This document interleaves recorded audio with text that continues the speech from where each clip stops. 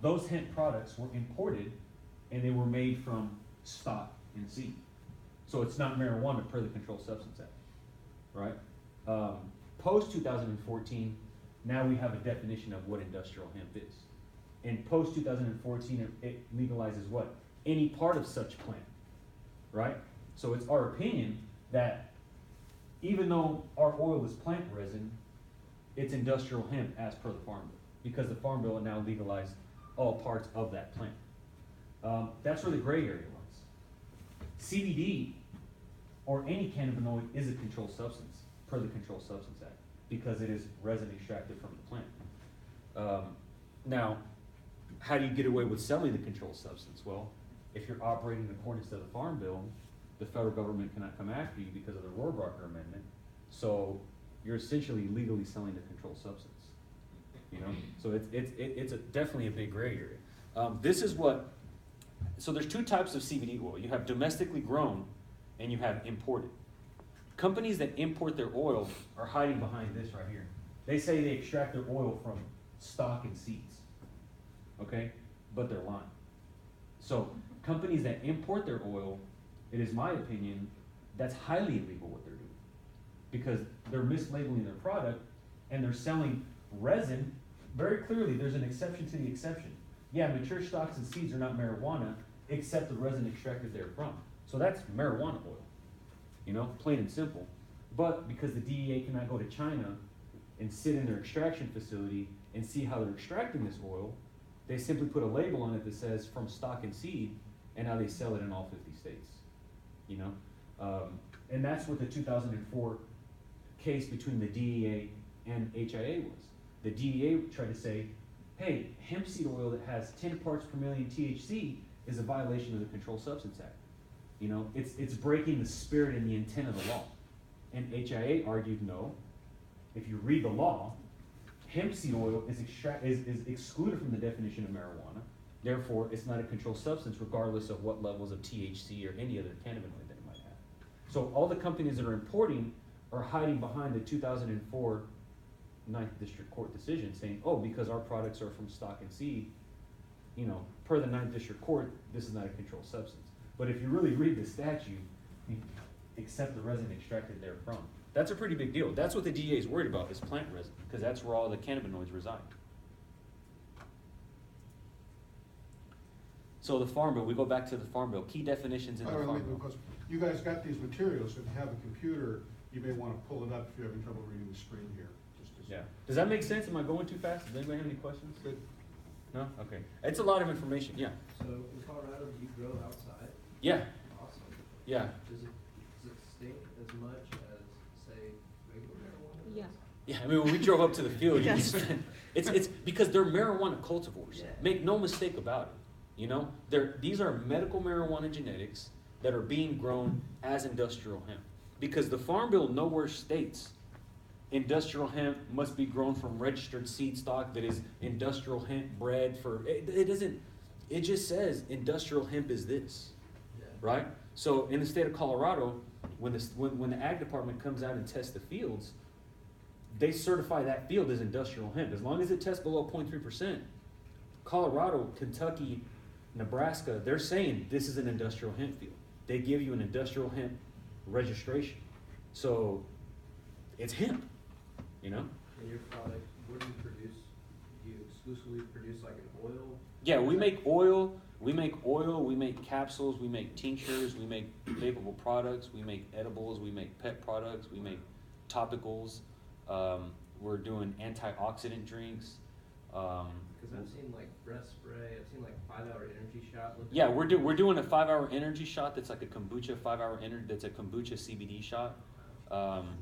We're doing like topicals, we're doing a 3-part acne treatment, we're doing a anti-aging serum called the Fountain of Youth, we're doing, we have a, and I'll talk to you guys a little bit more about, we have a chemist on staff. We have a 10,000 square foot manufacturing facility, 5,000 square feet of it, which is lab and R&D space.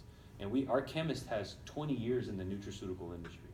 So he owns about 3,000 different formulations he's made products for L'Oreal, you know, he's made products for Proactive, he's made products for SkinCeuticals. So we own those formulas with a slight change, you know?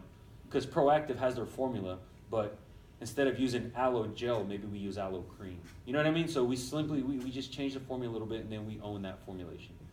To be clear, so you guys are selling, your company is selling products for wellness purposes, like creams and stuff, it's not for intoxication? No, not at all. You're not selling stuff at the shops or anything like, that's a whole different At what thing. shops?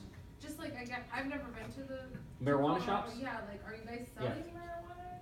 No. It's non-psychoactive, they're Okay. non-intoxicating, they're not psychoactive cannabinoids.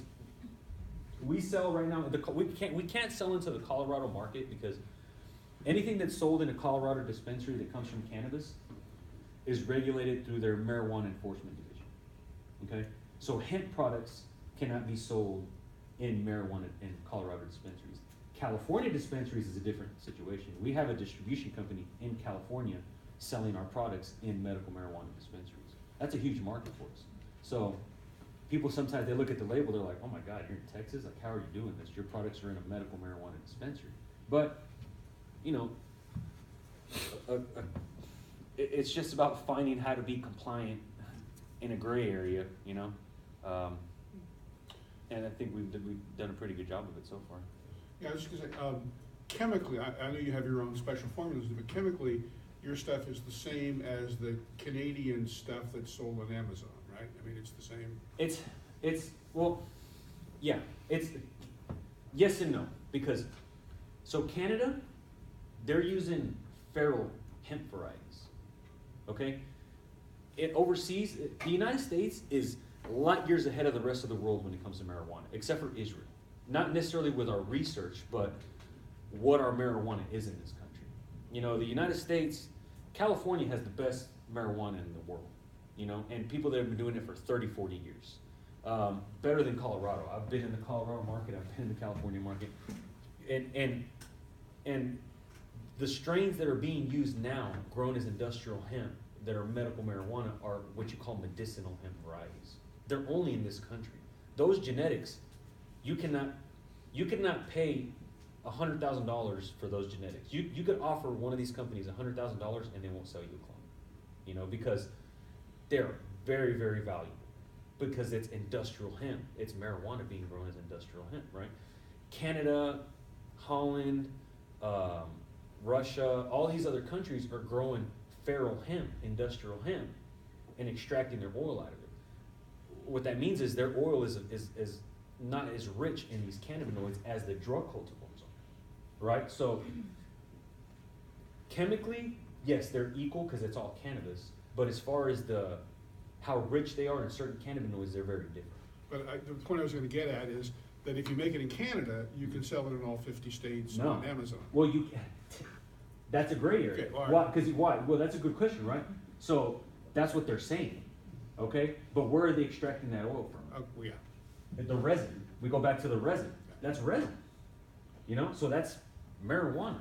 And then Right. they can have the higher than the 0.3 when they come in? No, well, it's Or- actually the importation limit is like 1%. Okay.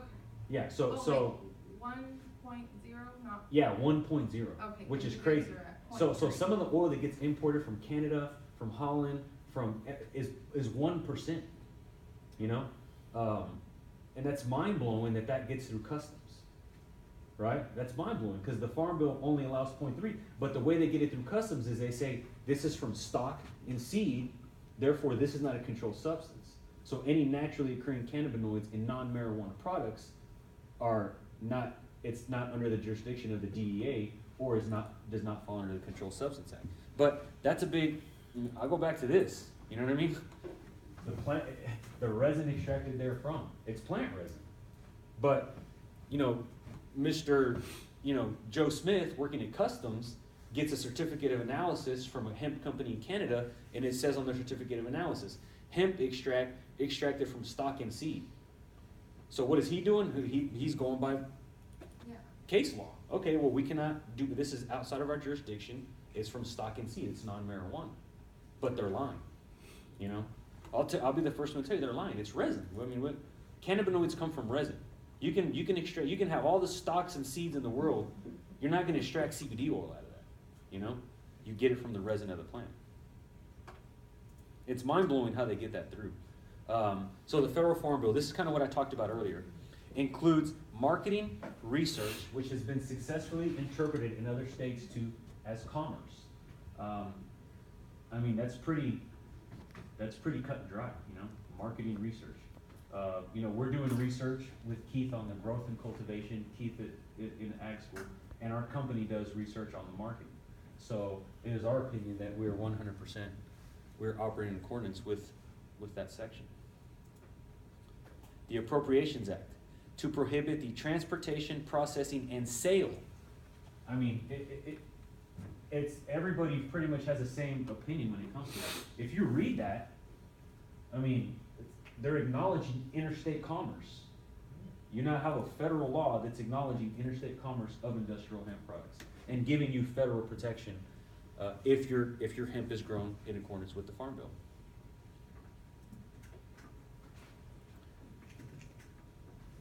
So in 2014, the DEA admitted to non-tetrahydrocannabinoid marijuana derivatives. Why is that big? That's big because if you go back to the statement of principles, what did they say? They said, it is our opinion that the definition of industrial hemp is 0.3% THC to include all isomers, derivatives. So they're saying CBD is an isomer of THC. Well, that's funny because in 2014 they admitted that there's non-tetrahydrocannabinoid marijuana derivatives, such as cannabidiol and cannabinol. So they're very good at, you know, contradicting themselves. The statement of principles. This is what we were talking about earlier. It does not establish any binding legal requirements. So I'm not going to go through the whole statement of principles, but you guys should probably read it on your free time. It's pretty long. But at the end of the day, none of that carries any weight whatsoever, in my opinion. In the industry, we like to call this the statement of nonsense. The FDA defers to the DEA. So this is really interesting. Nobody wants to touch this subject from the federal level. This is an email that was sent to the FDA asking them about CBD. CBD meets the definition of Schedule 1 under the Controlled Substance Act. The DEA is the regulatory agency. FDA doesn't want to touch the CBD issue, and the DEA can't because they don't have any money to. So, kind of an interesting situation. In 2016, the FDA sent 8 compliance letters to different companies in this industry. But it's interesting. You would think the letters had something to do with the fact that they're selling controlled substances. But no, the letters were to tell them that they were in violation of labeling requirements, right? So what's going on is a dietary supplement. If you're selling a product as a dietary supplement, you can't make any claims about that product. As soon as you start making claims about that product, then you're insinuating that that product is a drug. And if it's not an approved drug, then you can't sell it. So you had companies that were putting on their labels, cures headache, cures anxiety, cures this. You had stuff that was called pain bomb topical, and they're making claims about their product. So the FDA sent them a letter, slapped them on the wrist, and said, hey, fix your label. Which is really interesting because it's been my experience in my 15 years of being in the cannabis industry that when you're in violation of a federal law, they don't send you letters, they raid you. You know, they raid you and they put you in jail and they seize your assets. So this is very interesting that, and Green Garden Gold is actually based out of Dallas. It's very interesting that the FDA is sending people letters instead of the DEA taking enforcement. But what's also funny is in the prior email, the FDA said that it's under the DEA's, it's a DEA issue. Well, then why are you issuing letters to companies then? Right? So it's a whole lot of contradiction going around. They don't even know how to regulate, or they really don't even know, you know, who's in charge. Pretty funny. So, the FDA's frequently asked questions. People freak out whenever they read this. Can products that contain cannabidiol be sold as a dietary supplement? No. Based on available evidence, the FDA has concluded that cannabidiol products are excluded from the dietary supplement definition under Section 201. If a substance such as cannabidiol has been authorized for investigation as a new drug for which substantial clinical investigations have been instituted and for which the existence of such